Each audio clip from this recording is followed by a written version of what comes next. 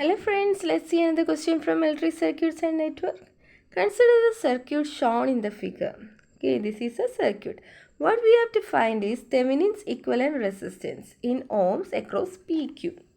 Okay, across PQ we have to find the Thevenin's resistance.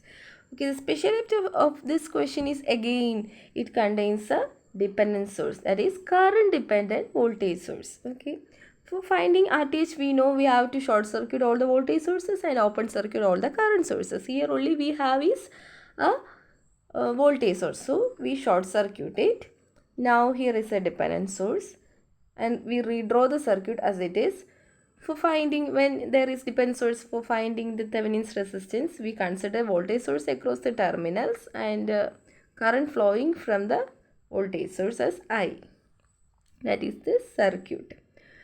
Now let's apply, since this is short circuit across this 1 ohm resistance, we don't want to consider, we can neglect this 1 ohm because this in equivalent will be again short circuit. The equivalent of this short circuit and this resistance again will be a short circuit. Now let's apply KVL. Why I draw this circuit like this without mentioning this 1 ohm here? This 1 ohm parallel to this dependent source is removed in this circuit because for applying KVL, that means we need to consider only the voltages, right?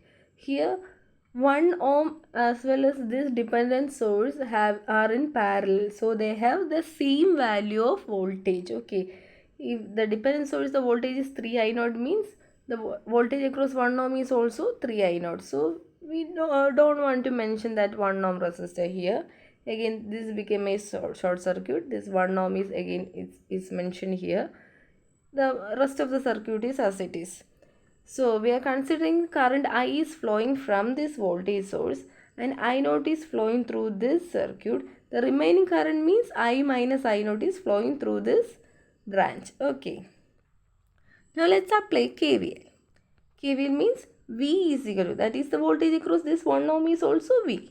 V is equal to what it is, 3I naught plus 1 into I minus I naught. I minus I naught is flowing through this 1 ohm resistor also, that is this equation 1.